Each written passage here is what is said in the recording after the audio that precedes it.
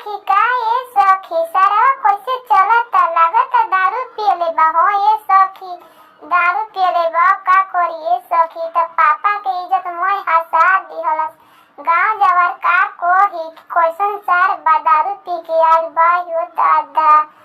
आइल बड़ा दारू चाहा के आय हाय अंगना में मुंह महका के